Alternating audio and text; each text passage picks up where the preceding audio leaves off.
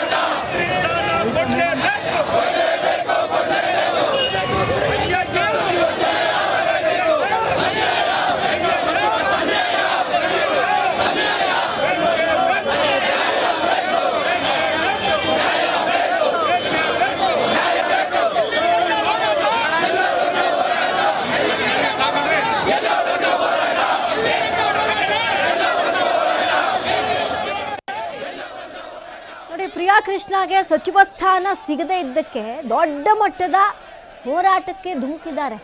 ಕಪ್ಪು ಪಟ್ಟಿಯನ್ನು ಧರಿಸಿ ಪ್ರತಿಭಟನೆಗೆ ಮುಂದಾಗಿದ್ದಾರೆ. ಪ್ರಿಯಾ ಕೃಷ್ಣಗೆ ಸಚಿವ ಸ್ಥಾನ ಸಿಗದಿದ್ದಕ್ಕೆ ಆಕ್ರೋಶ ಭುಗಿಲೆದ್ದಿದೆ. ದೊಡ್ಡ ಮಟ್ಟದ ಪ್ರಶ್ನೆಗಳು ನಿನ್ನೆಯಿಂದ ಗಮನಿಸೋದಾದರೆ, ನಿನ್ನೆ ಸಂಜೆಯೂ ಕೂಡ ಭಾರಿ ದೊಡ್ಡ ಮಟ್ಟದ ಅಸಮಾಧಾನವನ್ನು ಹೊರಹಾಕಿದ್ರು ಬೆಂಬಲಿಗರು.